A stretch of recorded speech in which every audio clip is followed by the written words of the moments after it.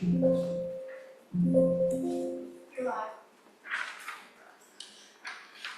afternoon, everybody. Today is the Town of Dewey Beach Monthly Town Council meeting and public hearing. We are operating with an amended agenda today, as items under public hearing B and C have been stricken from that. So we'll only have open hearing for A. This is being held at the Dewey Beach Life Saving Station as well as via Zoom. Today is Friday, April 25th, 2025, and it is 3 o'clock. With that, I would like to open the meeting by convening. We'll start with the Pledge of Allegiance. Please stand, remove your hats, and pledge allegiance to the flag of the United States of America, to the republic for which it stands, one nation, under God, indivisible, with liberty and justice for all. Next item is roll call. Commissioner Bauer. Present. Commissioner Persinger. Present. Commissioner Gibbings. Here. Commissioner Jasinski is not present today, and Mayor Bill Stevens is here. So the 4 of the 5 are here for all voting purposes. Next item is for the adoption of the agenda. Can I have a motion to accept with those two elements to be stricken? Motion. Second. All in favor? Aye. Next item is, can I get a motion for the approval of the March 21st, 2025 minutes? So moved. Second. All in favor? Aye.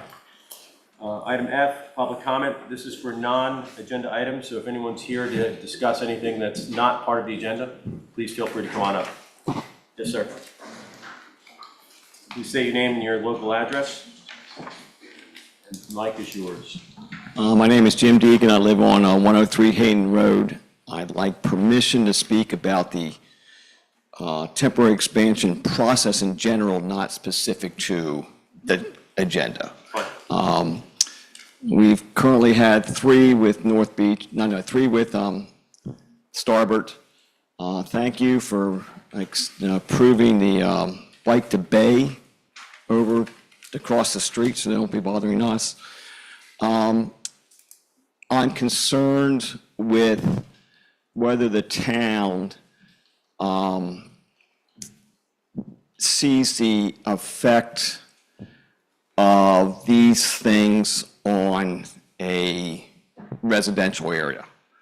And do we have the resources to address town code in these events? Last year, the one you just approved last month, took a lot of resources from the county.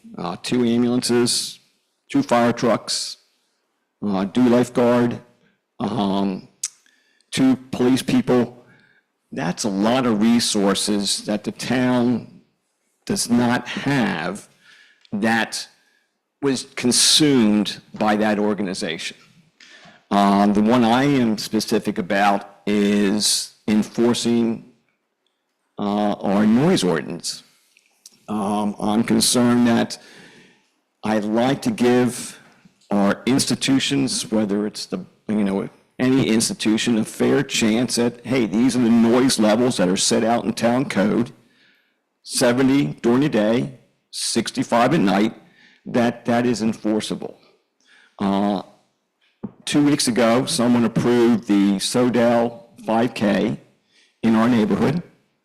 Obviously, someone had to approve because we had police blocking the streets and everything.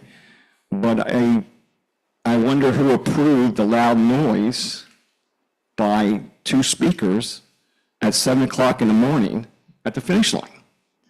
Again, I called the 911, the number that's non-emergency, and said, hey, could you possibly get out those nice noise meters and bring a police officer over here to test them out? I was told by your dispatcher, I'll leave a note. So then I had to listen to loud music from 7 o'clock in the morning to 10:30, much like if you're studying in your dorm and your next door doormate is playing loud music.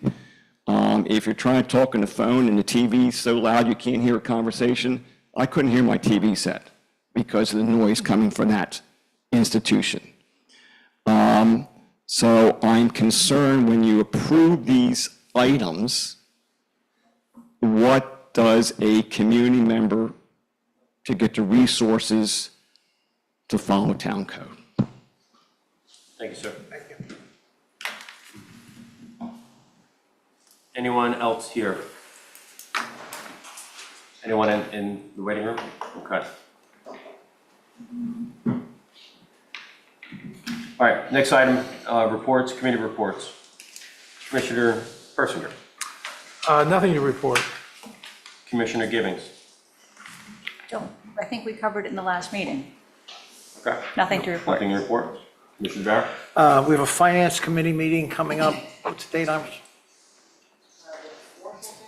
May 5th, 6th. It's coming up the second week of May. It's next week.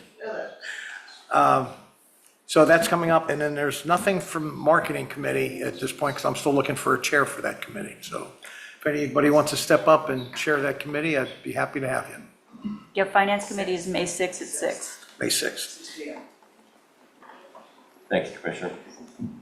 Town Manager. Yeah, thank you, Mr. Mayor. Good afternoon, everybody.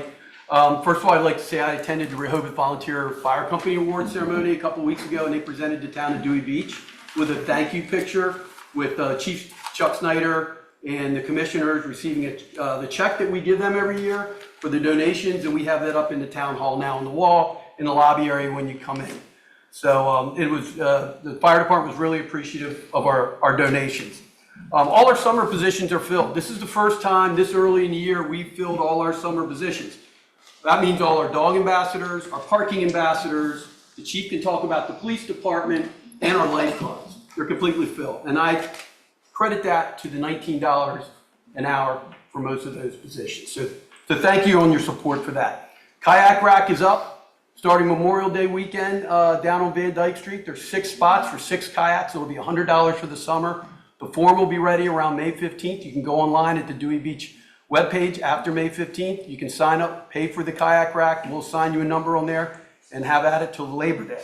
The art show will be May 10th in the Rusty Rudder parking lot. The hours are from 9 to 4 on that. There'll be no parking on Dickinson Street on the bay side, on the north side of the road from Friday night at midnight till the show's over on Saturday. So they can park until basically 1 in the morning, but then after that, they're gonna have to have the cars moved. Labradoodles are in town today, and this weekend they'll have a gathering on the beach Saturday. McKinley starts at 10 a.m.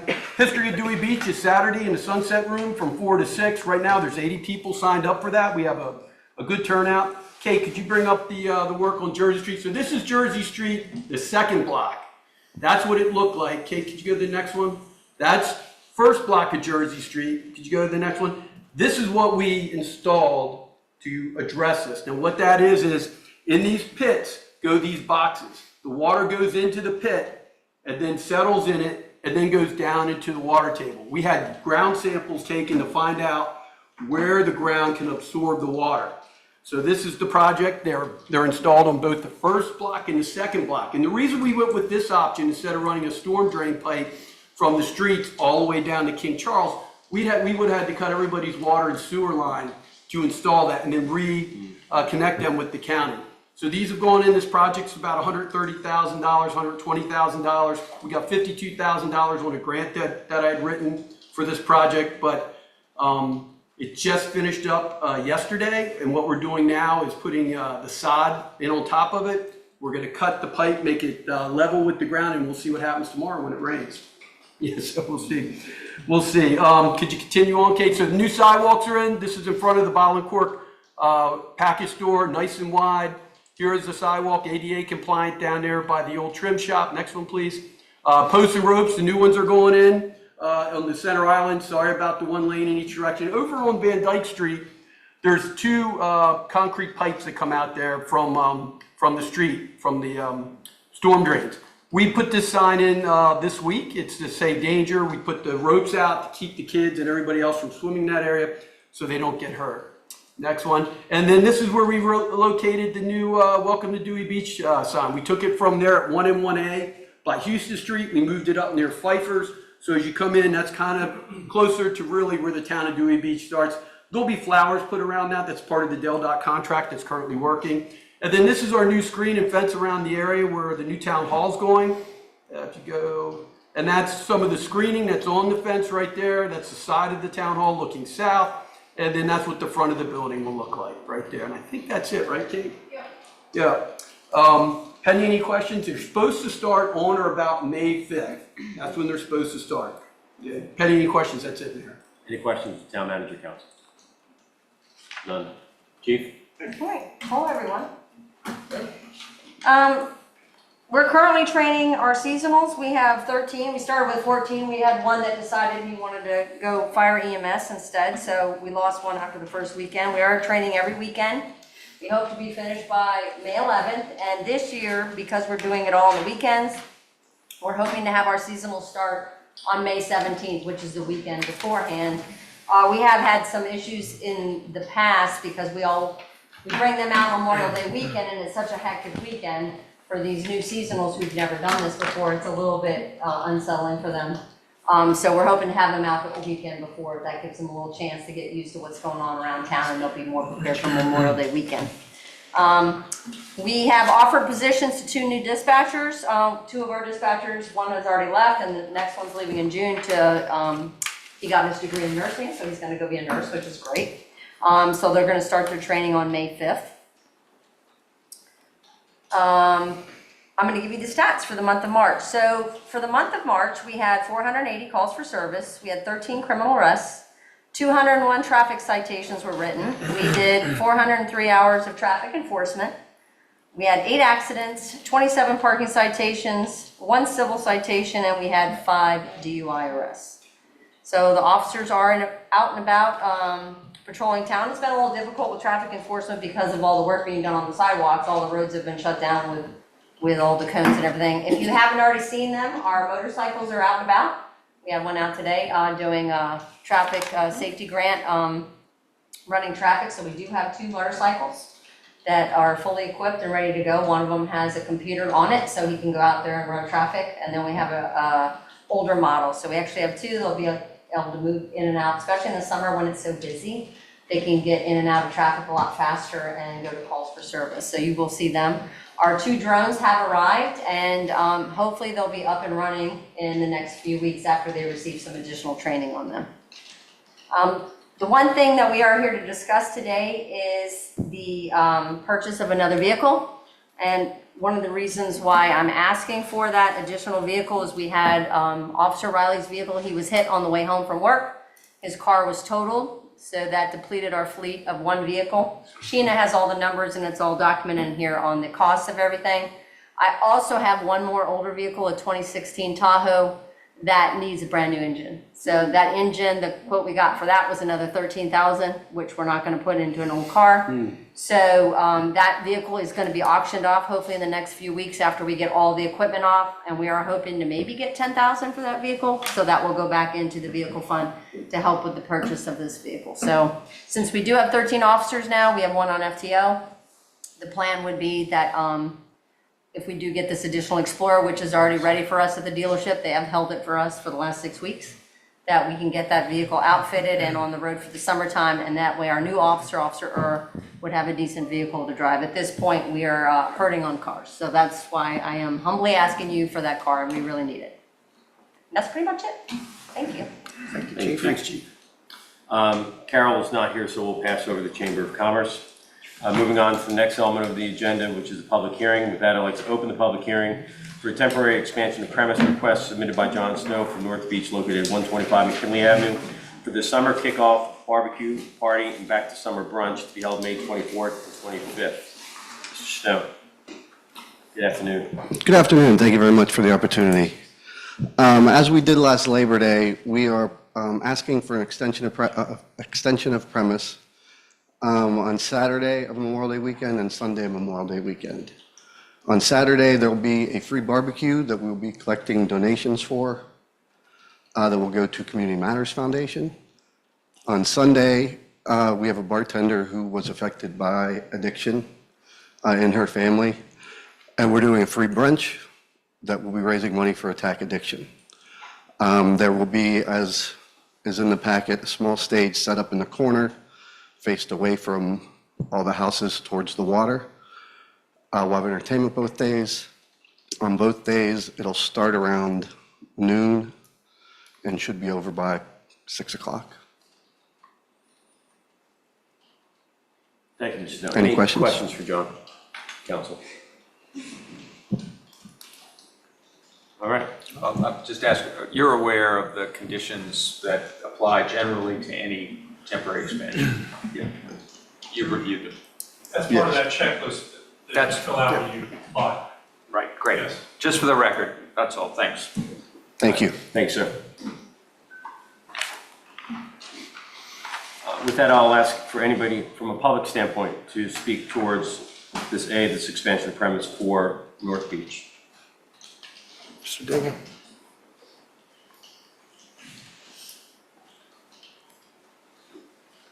Jim Deegan, 103 Hayden Road. My deck overlooks North Beach parking lot and the Lions Club.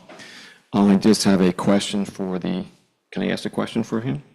Is this the person who's going to be the DJ outside, or is he going to be inside? He'll be outside. And the speakers will be pointed away? Correct. As long as we have the town, enforceable town code, that's all I ask. Thank you, Mr. Deegan. Thank you.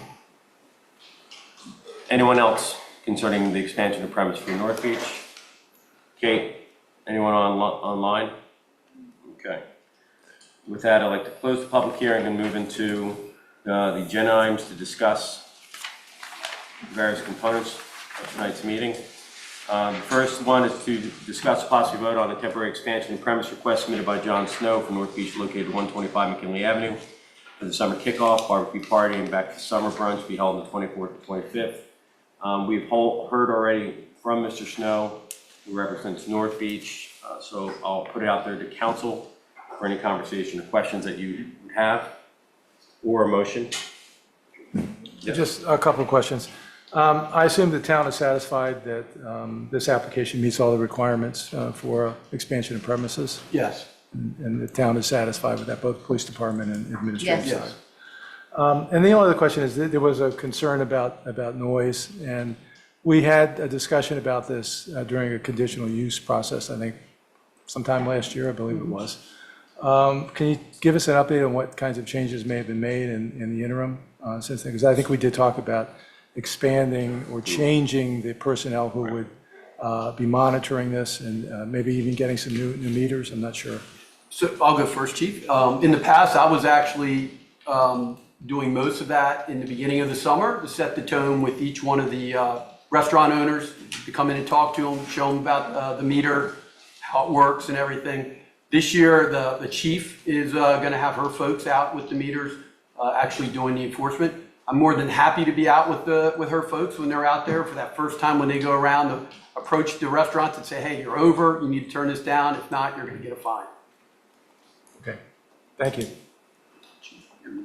Council, any other? We have already Okay. purchased the meters. The training's already been completed. Our plan was to, if we have a noise complaint, we take the meter there, we measure the reading. If it's over, we go inside, we talk to the manager, ask him to turn it down. First is a warning. After that, if we have to go back later on and it's above the thing, then we can cite. But we already have a plan in place for that. Okay. So it's now standardized, people are trained, we have the meters that meet the criteria, we took care of all those questions from early on. We did. Beautiful. Okay. Motion to approve the temporary expansion of premises? Second? Any other discussion? All in favor? Aye. Aye. Before I get on to the second, just as a comment, I do appreciate some of the comments made by the public on our conditional use process. I do think we will take, based upon, I too, Mr. Deegan, were waking at 7 a.m., which I was surprised when that race came through, because I thought it was in the middle of summer. But I do think it's something we need to look at and consider as we do look at not just the conditional use, but for one of those 5Ks, because all the 5Ks seem to end at the Lions Club. So it does change your habits. So, all right, with that being said, as we discussed, B and C, if no longer on the agenda, we'll move to item D. Discuss and possibly vote to refer to the Planning Commission an ordinance regarding the conditional use to operate a parking lot at the adjoining properties located 122 and 136 Dagsworthy Avenue, Dewey Beach, Delaware, formerly known as map 334-23.06, parcel 57, 58, located in zoning district RB3. Councilman Spence, I think you, or Council Spence.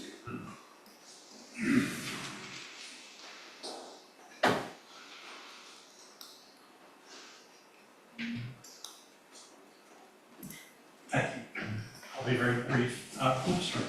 I had one additional exhibit that I wanted to make part of the record that follows the record as we go forward.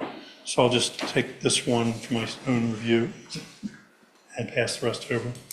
I don't know whether I have a full complement for everybody, but when I filed the application, what I did on a walk-in basis at Town Hall, to try to give the town the opportunity to put this on the agenda. We very much appreciate the willingness to do that so that we can move it along in the process. As you generally know, the area, what was behind what we all knew as Ivy for many years, was a parking lot. It was a what I call a metered lot, in the sense that when you come in there, you'd have to go through a gate, you'd have to provide some form of either credit card or other identification to get in and out. And it had been going on for a number of years. And before we did the gated arrangement, it was also a parking lot. And it clearly has, for the more recent years, been a much needed and welcome, I think, to the town in general, a way of getting cars off the street. And we also had some hour limitations in terms of when you could come in that were, I think, helpful toward keeping things calm in that general location. We are asking, as a result of the Ivy building being taken down and the house next to it being taken down, it was pointed out to us that we should apply for a conditional use to continue with a parking lot. And so we did that. And this drawing I submitted today is just to point out that we are not planning on using what I'll describe as the pink areas for parking. On the right-hand side of the drawing, it has the 122 on it. That's the old property, residential property that we just took down. So we're not going to be using that lot at all. I didn't know that when I submitted the application, but it's only going to involve what I call the former Ivy lot. And there's a new area that to some degree, where the Ivy building used to be, that we will likely use, but not the back area where you start getting into the sand and the bulkhead. And I realize today's not a public hearing, so I wasn't really expecting much, other than I would like to supplement the record that, as part of our application, with that exhibit. And if you have any,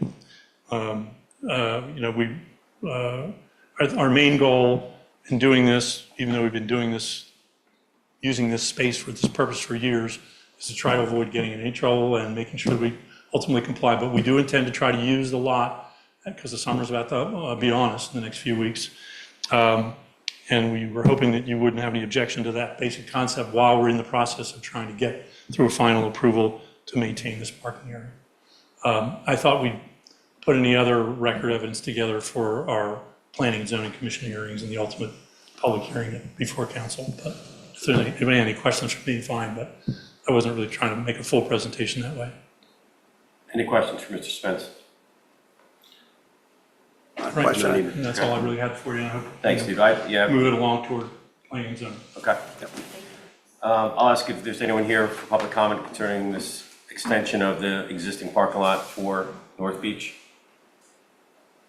Not seeing any. Kate, anyone in? Okay. Council? I have a question. So if we're unanimous, we can approve it without going to P and Z for a I don't conditional know use if we're for unanimous parking because we don't have a full file. 14-day notice. It has to We be have subject those, to a okay. public hearing. Okay, That's already, so we can't do it. okay. No, I mean, I don't think we're going to get much complaints over having parking in town. I mean, that's probably the number one complaint. Except our lost revenue associated with Mr. Spence's request. That's right. But, I remember when the meters or the parking lot first started that way, was because we wanted to get, free parking is where we, continually had issues with some of the people we don't like having in town. So For the record, it was Pete Schwarzkopf's idea. Mhm. It was free for 20 years, Forever. and because of the problems with Wawa and Royal Farms and other places around where people were using parking lots as hangouts, Pete's idea was to charge, and then all the people who came down from what he called the Dover community wouldn't pay to park and therefore have to find someplace else and do it. Or leave. That's where it all came from, because it was free for about 20 years. Same thing with the rudder, that was Pete's idea also.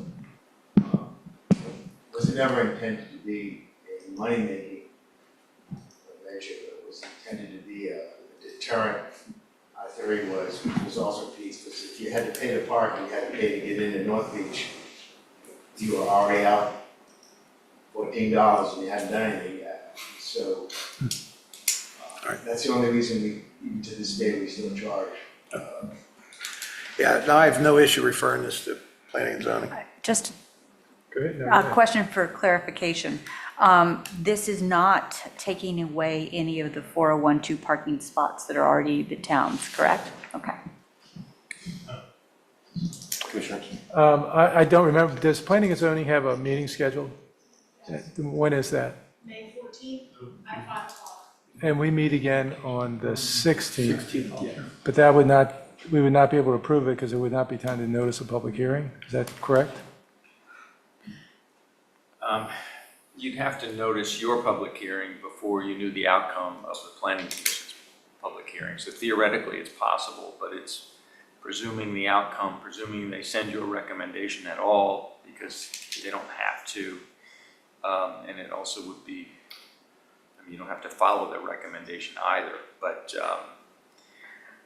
so that. But there's nothing stopping us from both having a It's public hearing prior to that date. It's not, I don't see it as a violation of law. I think there's a requirement that there be a public hearing. We conduct 2 public hearings, that's always been our practice. We, the council, or one P and Z and one council? Yes. Mhm. Okay, all right. And then I lost my, there it goes. The possible vote, it says refer to the Planning and Zoning Commission, an ordinance. We don't have a draft ordinance right now. So is the implication that a draft ordinance will be prepared and that will be what's considered by Planning and Zoning? That's right. Okay. And it would be prepared in advance of that meeting. Okay. I'm happy to do it, but I've tried that sometimes and then had council prepare his own, so I don't have, I'll do whatever, but. Thank you. Thanks. Any So other- what are we referring, the new parking spaces or the existing ones, or both? The parking at that site, without respect to And whether they. what Paul's referring to is that 122 is not part of this, but 136 is. Right. Well, Because the petitioner asked to take 122 out, so we would just be referring 136. Okay, And we don't need to review any parking that's currently there because that's already approved. correct? No, we do. We do, so we need to review, the current parking and the addition of 136 needs to be I considered would say together. the continuation of parking on that site needs to be referred. To include the proposed spaces on lot 136. Right, because the parking was attendant to the use that used to be there, which is no longer there. Fair, okay. Oh, Yeah. Technically, sir, that's not true. No, The parking was intended to provide parking for the people who are going to North Beach. I mean, Ivy was only open 5 days last year. And the year prior to that, 3 days. I mean, it's never open, it's been open for years. Schwarzkopf's idea was if you had to pay to park to get into the 2 parking lots, the one right directly from North Beach, Right. and the one adjacent, you wouldn't go. So it's really been associated with North Beach. Right. I don't want us to get into a situation where there's free parking back there this summer. I don't think any of us want to get into that. So if we can rush this thing through, and if we have to approve both of them immediately, then let's treat it, we'll treat it as two. is it cleaning up things by combining the current parking with 136 to making it a coherent whole? so I think part of the issue is that the code is what had been going, if that parking, and I don't doubt the factual representation, but if that parking was for North Beach, it wasn't on the North Beach site. And that creates an issue code-wise in terms of how does it get approved, because it's off-site parking versus on-site parking. So even though it was largely for North Beach, it had been existing for years, and there hadn't been any reason to examine it, I'm sure, and because the other use was still there, it was going So to Fred, continue. you're- But once that building got removed, then we've got a separate parcel that is being devoted to parking for a use that's not on that parcel. And that doesn't fit very well into the code. I'm not saying it, I'm not commenting on the merits of the application. It just isn't a neat fit in the code. So if there's a motion to incorporate what's considered the current parking plus the Yes. additional parking to where the ivy was, not in full. So if I might, refer to Planning Commission, an ordinance looking at conditional use of current parking in the parcel between the Lions Club and North Beach, with the addition of 136 Dagsworthy Avenue to also be used as parking. Commissioners, second? Second. Oh, wait, we have an objection to that. I think he's just trying to put the, Just to clarify what we're asking for. I think under the zoning code, the conditional use application is to allow that parcel to be used as a parking lot. Not necessarily, it is true that customers will come, park there and go to North Beach. I just But we're use that not- as a location. No, but what we're asking for is for a parking lot as a conditional use in RB3, which is permitted, subject to approval, but not necessarily as solely for the use of North Beach. Correct. And I did not mean to imply that with No, what I and said. was I just got a little locating it confused, so I geographically. apologize, but we're trying to get an approval for that land to be used as a parking lot, Yes, with whatever conditions and restrictions are associated. yes. I got it, okay. Thank you, Mr. Spence. Understanding that, is there a second? Second. Any other conversation? Discussion? All in favor? Aye. Aye. All right. Next item E, review of the March financial reports. Ms. Hall? Good afternoon. When I presented them to the commissioners this month, I presented them with the stipulation that they are not finished. I have not finished closing the year.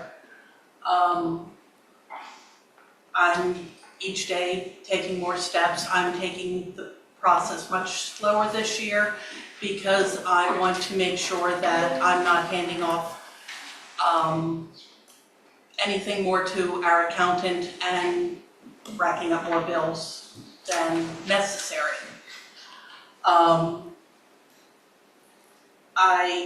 In February, the commissioners had approved tentatively approved the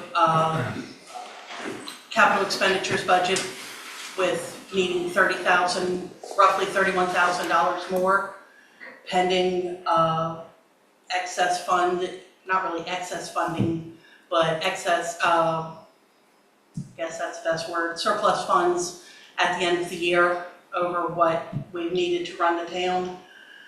As can be seen from what I presented, we do have that. I did, as I said, I think we should go based on the overall numbers, not just the operating, because the auditors do look at the overall numbers of the town.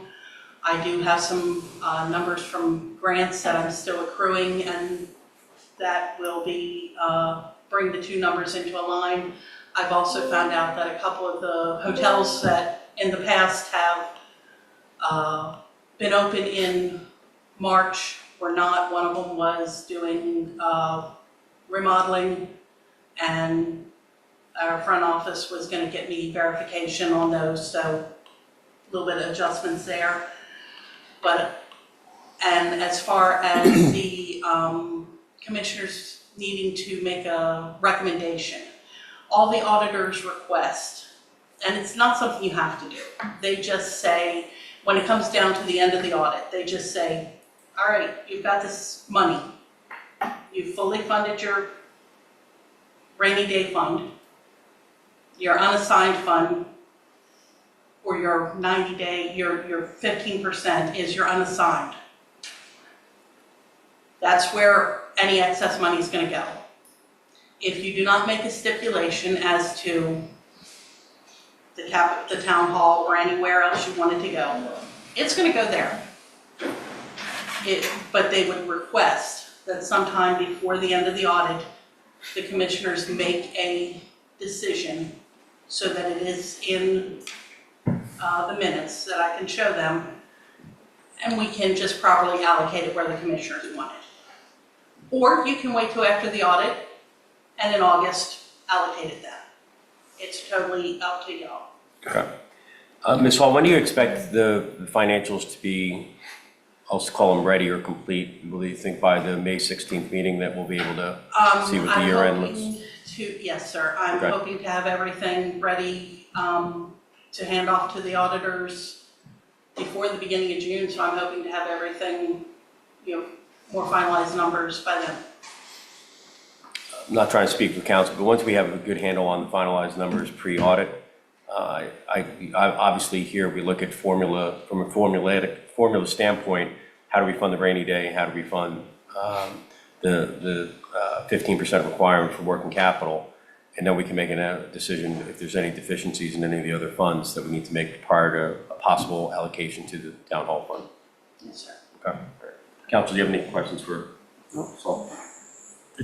Well, Sheena and I exchanged emails about this. I was a little concerned because of the discrepancy between the net operating budget performance when you look at just the operating expenditures and revenues versus what you see if you look at all of the revenues, including all the grant revenues and expenditures. It's about $950 if you look at the just the operating expenditures, and only about $450 if you look at the view that includes all of the grants, revenues, and expenditures. And I would think over time, as it's my understanding that a lot of those expenditures that are will be or are attributed to grants, we simply don't have the revenue yet to be able to match against those expenditures. So once those come in, then those numbers should come much closer together.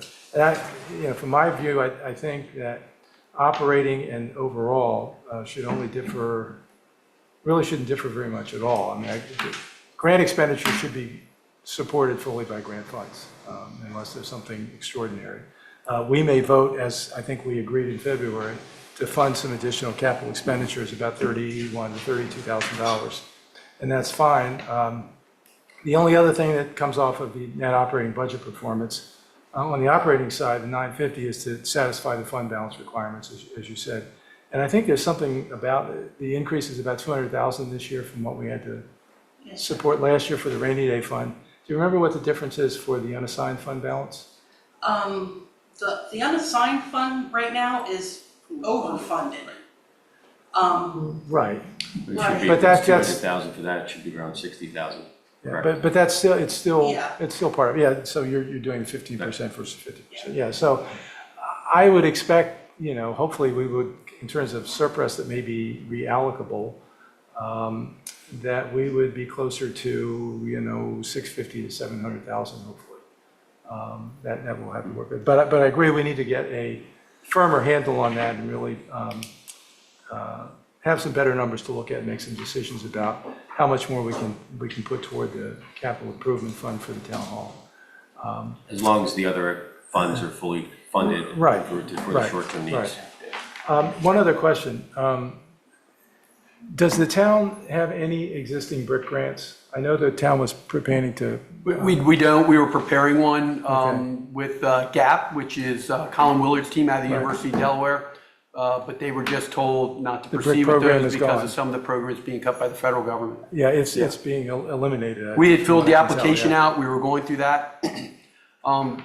But what GAP did say to us, Commissioner Persinger, was that you like to use the town of Dewey Beach as an example when you apply for funds. When you apply for funds, how you can get them and take those funds and build a town hall and a police station with them. So they're going to use us as that example. Yeah. I was just concerned that there was, I know the brick program was being eliminated. I just want to make sure we weren't impacted by that. Because they're apparently clawing back any money even from 2023 or so that has not been spent yet. So we're not impacted. That's good.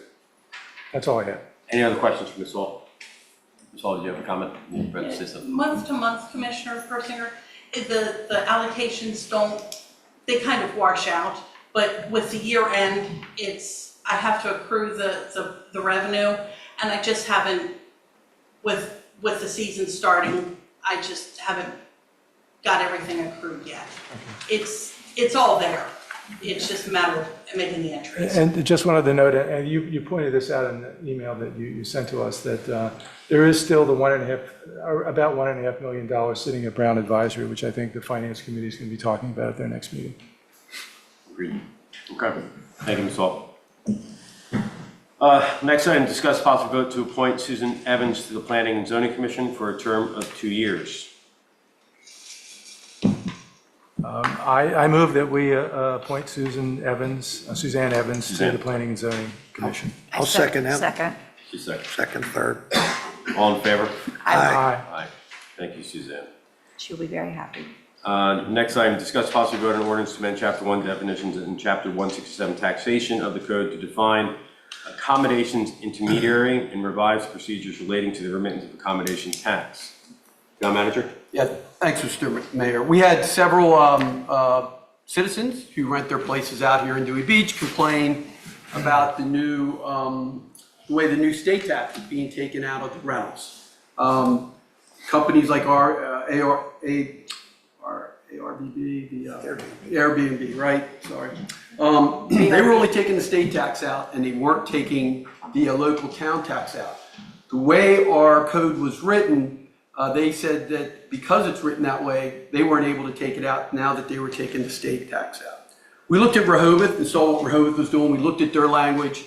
Laura Steiner from our front office, Kate looked at it also. They drafted what's before you today, and we feel that that will correct this problem. It also will keep us, those folks that are renting will automatically have that tax taken out if this passes. And that way, they'll ensure the town will get that revenue. Now, if this doesn't pass, that doesn't mean the rental folks don't have to, they still are responsible for paying us that tax, whether this works and takes it out or not. They have a responsibility in code if they rent their houses out to pay the town that rental tax. This makes total sense to me. Council, any questions for Mr. Zolper? I understand this is a clarification to expedite the funding and does not necessarily change what we've done, just added because of the nuance associated with the state's. Gets us out of the collection business. Just a Sure, question. of course. Is there any other agent other than accommodations intermediary that's contemplated here? The first additional sentence here under paragraph A talks about just designating an agent.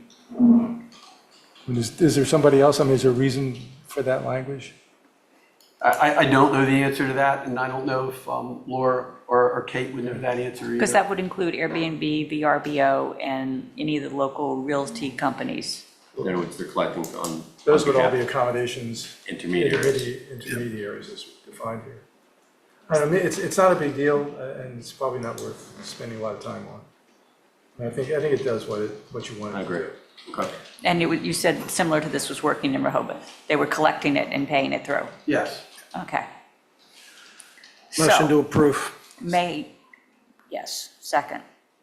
All in favor? Aye. Aye. Aye. Item H, discuss the possible vote on a resolution to approve a bid submission to secure financing for the construction of new town hall public safety building. Mr. Zolper. Thank you, Mr. Mayor. So we did an RFP. Sheena had put it out with the town. We had 6 banks answer the RFP. They were examined, and Community Bank by far came out as the bank that provided the best banking and interest percentage for the loans. The loans being anywhere between a 10, 15, and a 20-year loan. And I think if you look at the documents that were presented and the attachments for this meeting, you can compare the interest rates and see why a community bank was the one that we thought should be the one that provides us this loan. And the president of the bank, Jack Riddle, is here to answer any other questions if you have any. Do you have any? I'll throw it out to council for questions. Mr. Zolper? And I'll ask my own question. My assumption is here, as we read through the documentation, that we theoretically, based upon the amount of funding that we currently have in our accounts, may not need this funding for 9 months out, right, in terms of how we're looking at funding. And the rates that the community banks put forth is good, even if it's 9 months out, that we'll need to. I was worried about interest rate risk. We would probably want to close the transaction, not draw it, to make sure you don't hit any interest expense. But that way, when you needed the money, it'd basically be a drawdown in the office, or you could approve, and the money would be flowing right immediately without having to wait for a whole bunch of legal stuff. I would recommend, when you're comfortable, go through the documents, get it all done, get it in place. Just don't borrow any of it until you absolutely need it. That'll keep your interest costs down, and that way it won't be an inconvenience to say, okay, now we're ready for it. And I say, well, we got a couple weeks to work all this out. I'd rather have it in place and have it at your leisure to use it. And if you use it, fine. If you don't use it, fine. We're not, or if you use it and pay it back early, that's fine. It's a team sport. So we're trying to get it done and, save you as much money as you can. Thank you, Jack. Thank you. Any questions of Jack at this point in time before we open for public comment? Thanks, sir. Okay. Anyone here for public? I'm sorry, Matt. I mean, just for the record, there's no prepayment penalty. That is correct. Yeah. The note and mortgage would be typical instruments that you would use. Full faith and credit. We're not going to put a mortgage. No mortgage. So no. You want us to? No title search, no. We'll work with council to work out all the details. We do business with a fair amount of municipalities, so this is pretty much what we do. So no. There, as you very well know, sir, title insurance, now we're spending a lot of your money. We feel very confident in the financial stability of this town and your ability to pay and your ability to prudently run this project, so we're comfortable just the way it is. Well said. We have no debt We have no debt. as of right now. You can have a little debt, it's okay. You can have a little bit. Anyone in from here to make comment? Anyone online? Okay. Okay. Thank you. Yeah, just a question about process. Assuming we vote on this resolution today, is there, again, a point at which we would see some final agreement, some sort of final contract that we would have to approve, or is this our last opportunity to approve this? I think the resolution would authorize the town to move forward, but I don't think I don't think the town has to accept whatever documents are put under its nose at closing. So there would be a period during which there would be some time to review the note and any other security instruments. Apparently there's no mortgage that would be provided, and there would be an opportunity to examine that for fairness. And I mean, it's not like a negotiation typically. I mean, they give you the instruments and you sign them or you don't, you get the money or you don't. But it doesn't sound like there are any special terms that we're going to be confronted with and have to wrestle with in deciding whether to move forward. But if there are any variations from the specification that we've seen so far, there's no prepayment penalty, there's a fixed interest rate. If there are any variations from that, there would be an opportunity to comment on that and to have public input if necessary. Yeah, I think so. Now, you've got to decide which term you want, right, for repayment. So I don't know if you envision 10, 15, or the 20-year, we're going to have to make a decision on that. That depends on the financial numbers that we have available. Because we don't know if it's going to be 2.5 or 1.6, depending upon any other, for example, charitable contributions that come in between now and then. Right. If I can offer, The way we presented this opportunity was that once we got verbal confirmation of the award or whoever you gave it to, that we would generate a binding commitment letter, which would outline a little bit more meat around what your council is worried, is concerned about. And normally that process, the way this happens is we do a commitment letter, then the two councils get involved. We look back and forth, and the documents are created, most of them all created by us, reviewed by your council, and then there's a little bit of back and forth. Then we get to the finish line and sign the documents. There won't be any material changes from this outline. That's not going to happen. But your council and our council are going to be involved in making sure that everything is the way it's supposed to be. But the real beginning of that driver is a commitment letter, but you'll have a lot more details in it than this. The terms are not going to change, but as you can well imagine, in any kind of borrowing relationship, there's a lot of little things that the attorneys are going to work on to make sure that to be honest, you get what you expect, we get what we expect, and that's normally how it works out. Jack, with this binding commitment letter, will we be able to, obviously execute it, or be able to determine the term, the length of the term at the time prior to borrowing? We would ask you in that commitment letter, when you get it back to us, to tell us what you want to do. Okay. Make your decision on what kind of term you want. All right. We're prepared to do whatever the options we laid out, whatever works for the town. Okay. Okay? I have a question. You have to go to the microphone. You have to come up.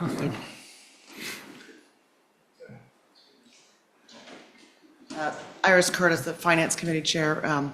Just a comment I would make about the terms of the loan is, for your consideration, would be to, if there's not a huge difference, is do the 20-year term, pay it as if it's a 5-year since there's no prepayment penalty. But then that way, if we get in trouble, if we have a budget problem or something, then we have an option to pay less, but we could still save the interest by paying in Still pay it advance. early. So just a philosophical idea. So, thank you. Thank you, Finance Chair. That's why she's the That's why she's chair. it. That's what I did over there. Any other questions? I'll motion to do a verbal agreement. I guess that's the next step, right? Is that the proper motion? We have a resolution in front of us now. Right. Yes. Yes, there's a resolution. All right.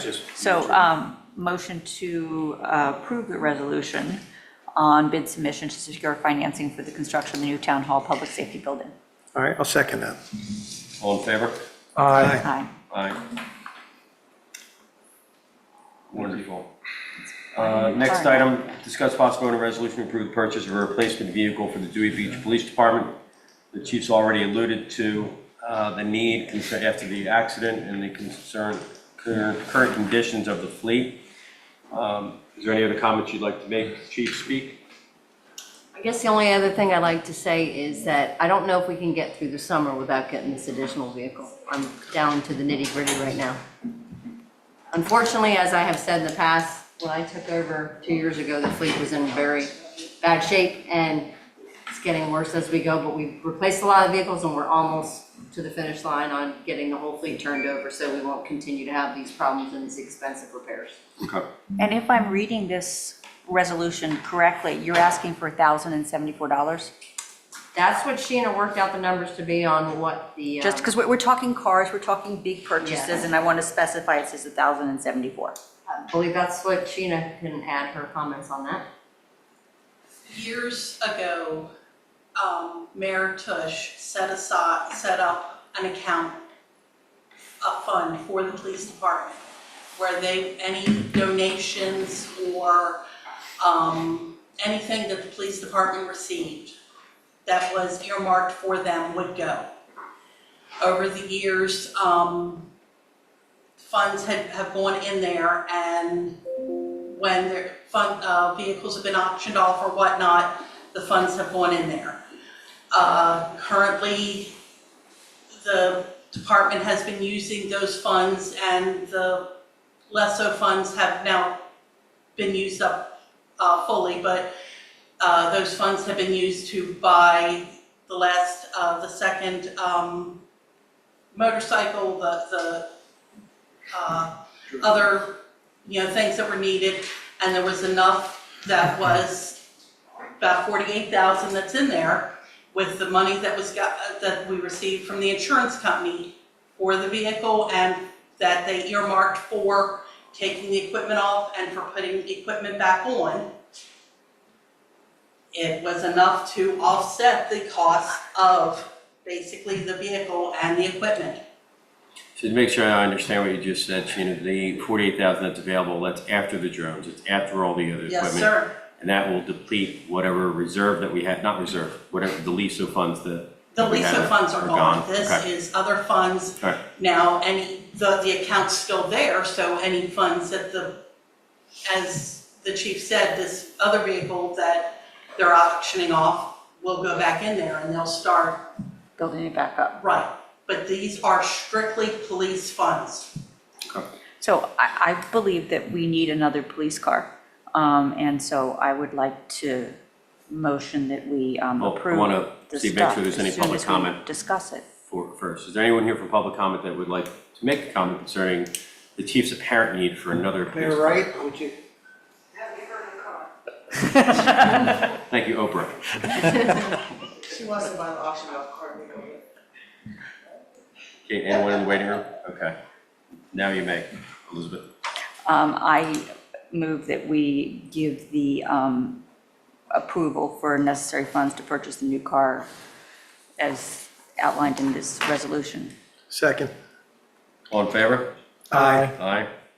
Thank you. Aye. Should last expenditure. Discuss, next item. For the public, Chief and I are constantly arguing over how much money she spends. It's not her fault. It's mine. So she writes lots of grants. Yes, She does. She writes- Yes, she does. She writes Yes, a lot she of does. grants. She's doing a great job.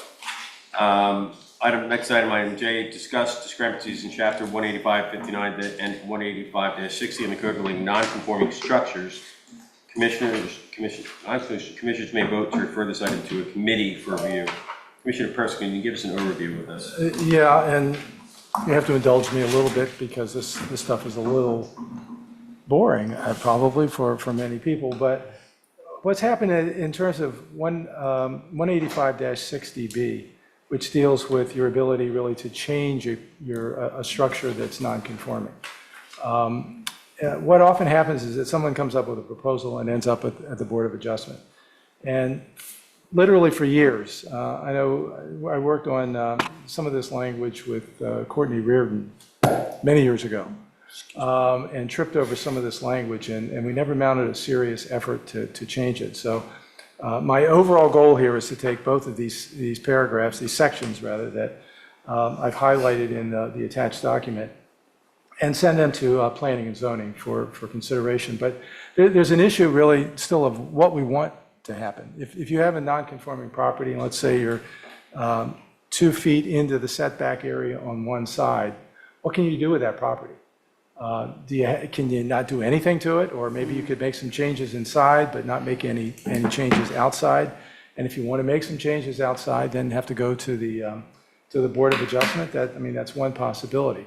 But if you read the specific language of 185-60B, and you read just the first sentence, it says a building non-conforming only as to height, area, or bulk requirements. Now, bulk requirements includes setbacks in terms of our code. A non-conforming building may be altered or extended, and I believe that extended encompasses expansion. And I'm not sure how else you would interpret the meaning of that word. Provided such alteration or extension does not increase the degree of nonconformity in any respect. So if you read just that first sentence, my interpretation of that would be, okay, well, I'm 2 feet into the setback area. I could build an addition on the back of that house as long as I don't go any farther into that setback area, and I respect the rear setback area and also the other side setback. That seems to me to be a reasonable interpretation of that. Or I could build a second story. Again, as long as I don't go more into any setback area or go into any other setback area other than the one that's already being encroached upon. The problem is then that you read the second sentence and it says, a building which does not conform to the required setbacks in any respect shall not be expanded either vertically or horizontally in a setback area. That creates a lot of confusion.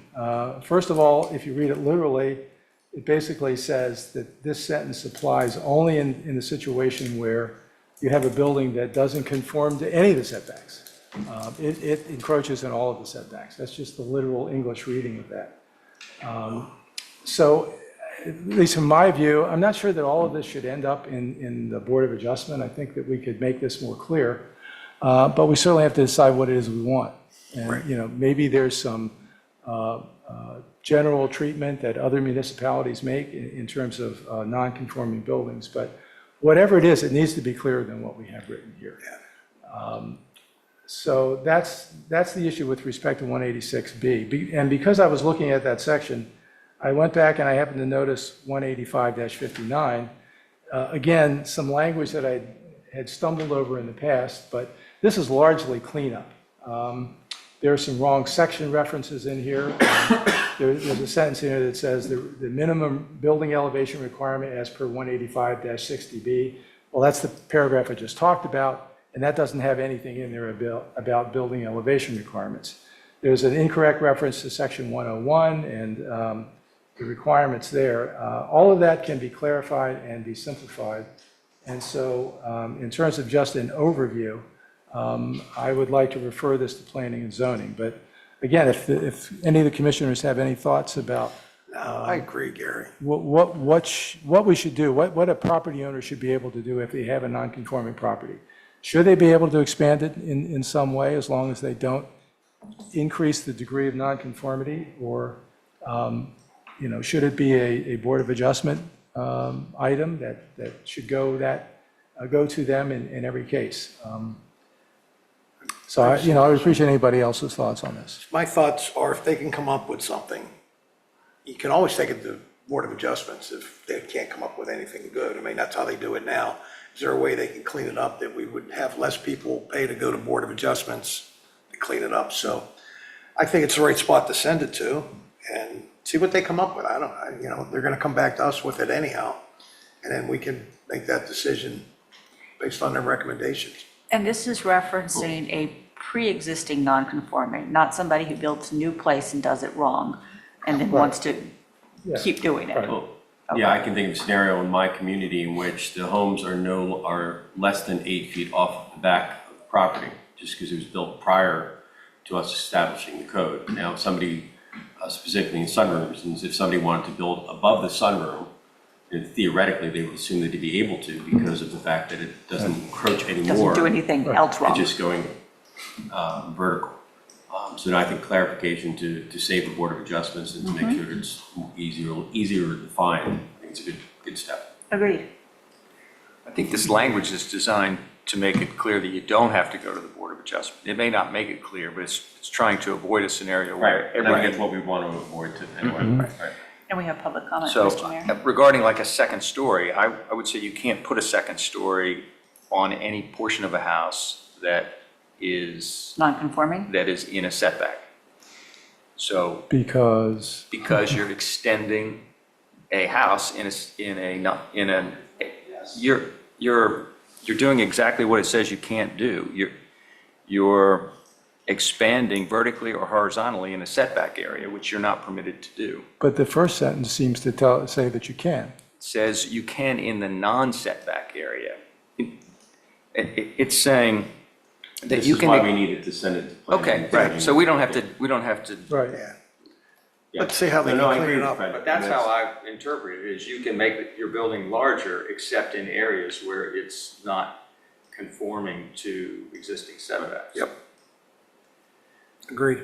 But you can't, and it's, it's not available to a non-conforming use. So that's why the language starts by saying a building non-conforming only as to height, area, and bulk requirements. If it's non-conforming as to use, you can't expand it anywhere. Well, right, but that's paragraph A. This paragraph B is simply the structure itself. And I mean, again, I would disagree with you. I think the first sentence very clearly says that as long as you don't increase the degree of nonconformity, you could build a second story. If the first story encroaches 2 feet, you could Okay, go build on ahead. top of that. No, I would say you're increasing the nonconformity because you're adding bulk in an area where you're not allowed to have it.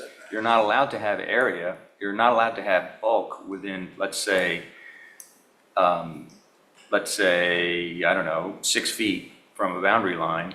And if you're adding bulk in that area, then you're violating this provision. If So you you could add an additional floor elsewhere in the house, Yes. but not in the area that's not You conforming. have to set it in. I would argue that's not at all clear, but it certainly could be written a lot clearer. So if that's the interpretation we want, then we certainly should write it. Let's get it cleaned up. Okay. Any public comment? I don't know, is there anybody? Could I comment? Marcia Schick? Of course.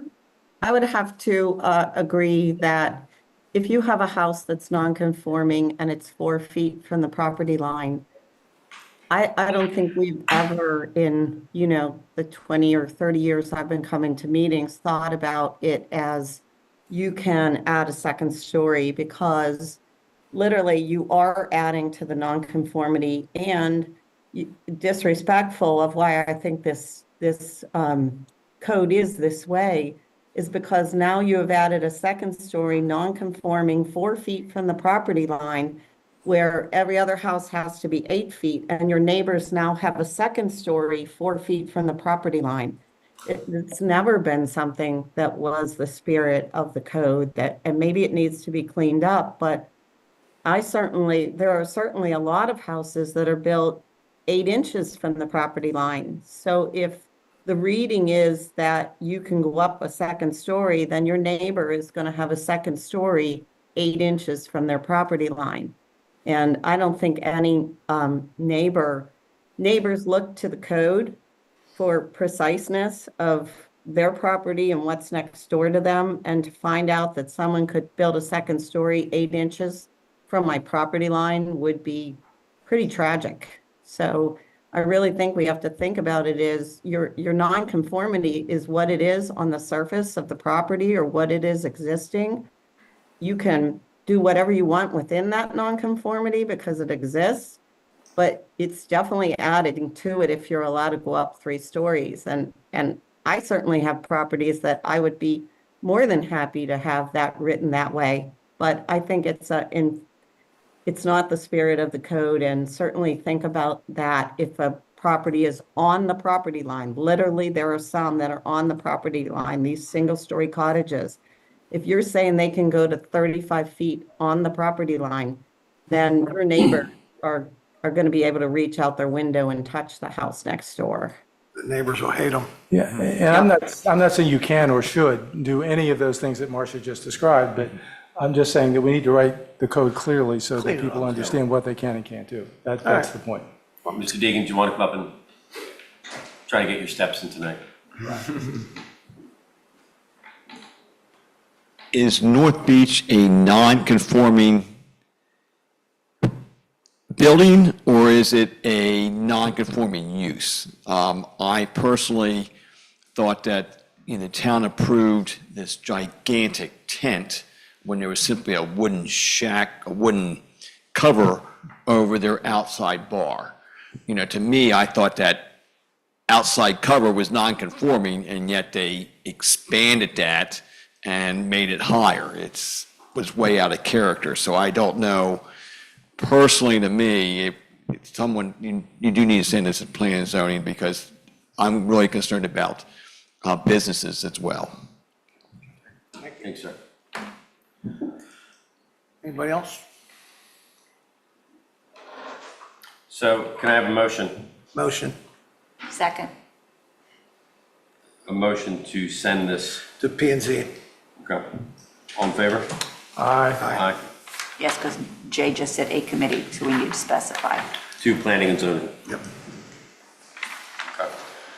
Okay, discuss chapter 173 of the code relating to removal and replacement of trees. The commission may vote to refer this item to a committee for review. Commissioner Persinger. Yeah, I would say my bottom line intention here is to refer this to the Charter and Code Committee for additional discussion, clarification, and any possible amendments that should be brought back to us for consideration. There have been some complaints about the existing tree ordinance. especially with respect to both the size of the trees that must be replaced, the minimum size of trees that must be replaced, as well as the number of trees that must be replaced. I had discussions with Jim Dedes and with Don Hinks about this issue, and also with the chair, Dave Lyons, the chair of the Charter and Code Review Committee, about this issue. And we settled on one potential amendment here, but that's not to say that other issues couldn't be discussed as well, and really should be discussed by the Charter and Code Committee. What we decided was to change the minimum requirement for a replacement tree, change it from a tree with a circumference of 15 inches to one that's has a diameter of 3 inches, and that's would be a tree that is, in terms of circumference, would be, instead of 15 inches, it would be about 9 3/4 inches, I believe. So that's really what we settled on. I think in terms of the size of the replacement trees, and Dawn or Jim may want to comment on this. Apparently, a tree that with a circumference of 15 inches is a very large root ball that's involved. It's very difficult to plant those kinds of things. We did not make any changes in terms of the number of trees that need to be replaced. One argument, at least my argument going into this, is that the number of trees that are on the property, and you want a redevelopment, it's a characteristic of the property. And, you know, we have a tree ordinance. The purpose of the tree ordinance is to try to preserve the tree cover and the character of the area in which the property is located. And that it's my understanding thus far that while there have been some complaints and some difficulties, that everyone has been able to comply with the ordinance thus far. But that's not to say that we shouldn't consider some relief from the existing requirements. I know Jim or Dawn, either of you want to have a comment there? I would support what you're saying, Commissioner. The issue that we've run into is with some of the landscaping companies and the tree companies that have been planting trees, and the difficulty of the root ball being so large for a 5-inch caliper tree. And as an example, they were telling us it can range from 5 to 6 feet wide to put a root ball that big. And there's also the danger it may not survive because it's such a big tree and root ball going into the ground.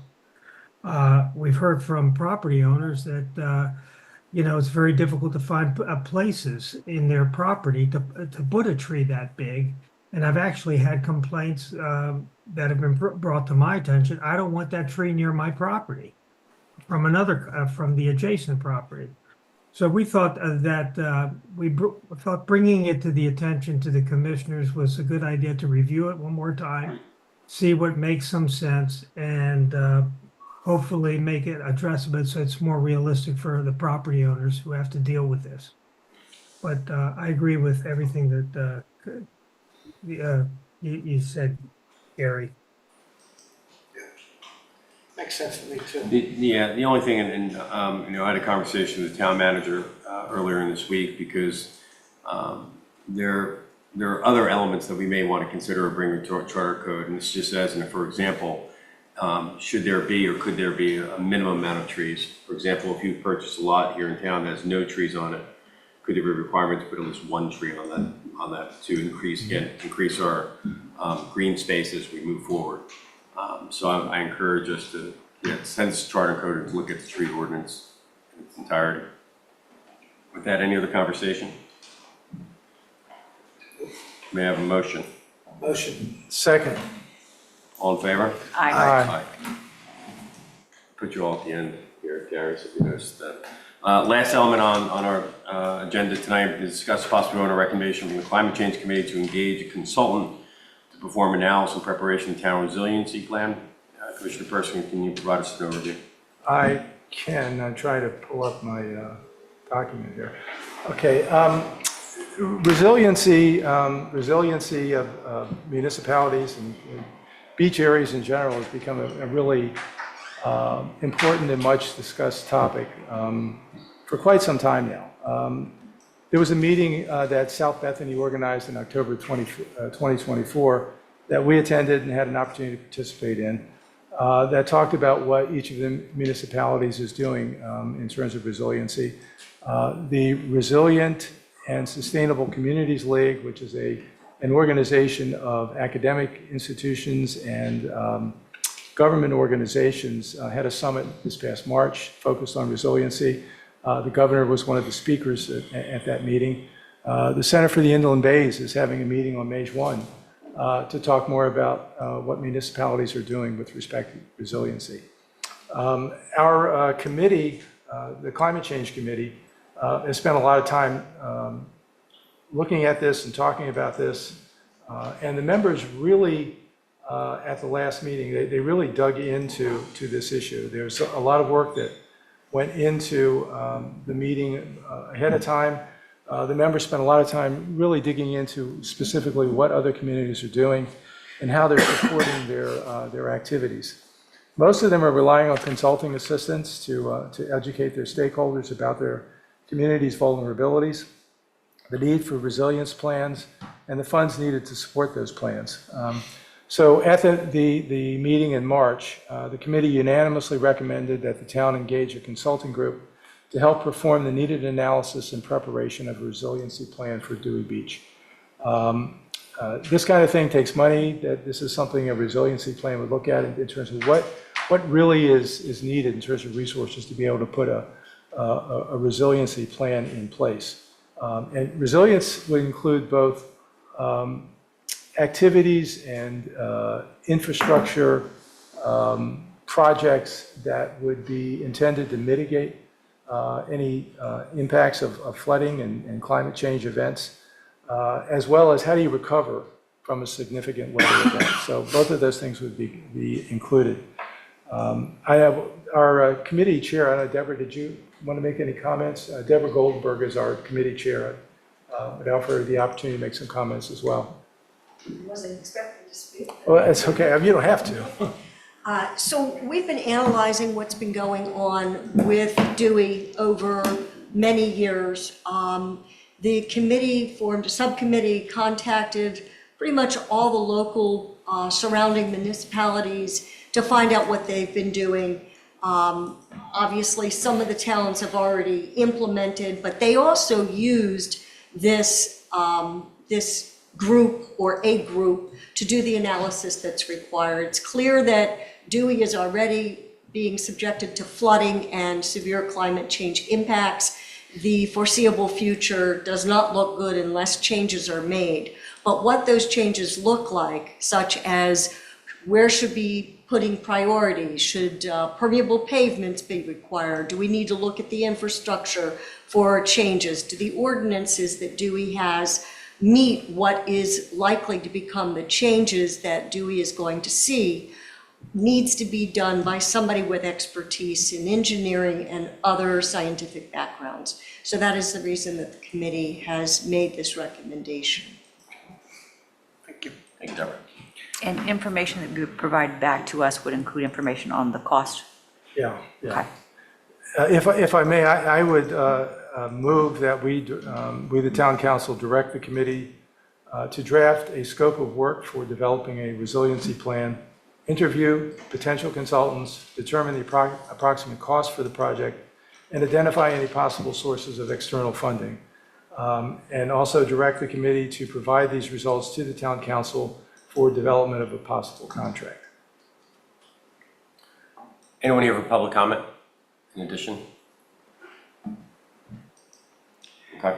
Gary, the only thing I'd like to add to that, the IPA, I don't know if they have any resources for us there. Institute for Public Administration. Yeah, they have certainly been involved. They were involved in our development of our initial recommendations in the Climate Change Committee. And I believe IPA is part of the Rascal group as well. Yeah, and then also Senator Coons' office has some resources there that we could use. I'm not going to put any money on getting federal resources for anything related to climate change. Gary's request to council is to make a recommendation or a motion to. Some of the sources we can look at. Right. Yep. Are you going to articulate that motion? No, Or just say motion? just motion to prepare something there, however, how's the wording on it? committee to engage a consultant to perform. Well, I mean, I think we have a recommendation for a possible vote. That's the, Right. what was That's your attached to motion? it. Yeah, that's the Okay. motion. So Yeah. I second that we There you go. Okay. ask the Climate Change Committee to do all those things that Gary just outlined. All in favor? Aye. Aye. All right, with that, we get to V, which also stands for 5, which is the closing of the meeting. Commissioner comments, Commissioner Bauer, I have no more comments. Commissioner Gibbings. I appreciate the update on the noise ordinance enforcement because that was something I felt was left hanging from the end of last season, so I'm pleased to hear we made progress with that. I was actually out of town for the longest period of time that I've been gone since COVID. And you know how when you come home, everything looks good? I was so excited to come into town and see the sign moved, to see the Dewey Wave going all the way through town, the plantings, the bright crosswalks that you can't miss, particularly at night. We got to do, the Dewey and Bloom is there. I mean, we are sparkling and I love it. I also got to see one of our motorcycle officers on duty, pulling somebody over, so traffic enforcement is happening. And to cap it off with the groundbreaking today for the new public building, it's just fantastic time to be in Dewey. Well said. Commissioner Persinger. No comments. I only have a few very short comments. One is the administratively, our next meeting is May 16th, next council meeting on Friday. The second thing is that I wanted to kind of echo a comment that was made early on concerning the 5Ks. The 5Ks are running town. I'd like to get a handle on how many 5Ks are in the process they have to go through the approval. I don't think I personally don't, as a resident, you know, what does it take for somebody to set up a 5K and what time it starts and what time does the music start and what time does the noise start and are we approving all of those 5Ks? So I'd like for us to just have a conversation around that in the future. But that being said, I also received several emails a week, it seems, that most or some would consider to be, would result in spot ordinances or individual issues. And what I'm gonna promote within the council is that for town hall to collect issues and comments as they come up, and that we may bring them to council and that we may ask somebody to sponsor those. For example, if there's something that we weren't thinking of, so it's not just everyone at town hall trying to come up with these possible changes, but it's council then could do the research, dig in, and as an individual, bring it back to council or something to consider for a change, whether it be charter, whether it be code or ordinance, et cetera. So that's all I have. May I have a motion to adjourn? Motion to adjourn. Second. All in favor? Aye. Aye. Aye.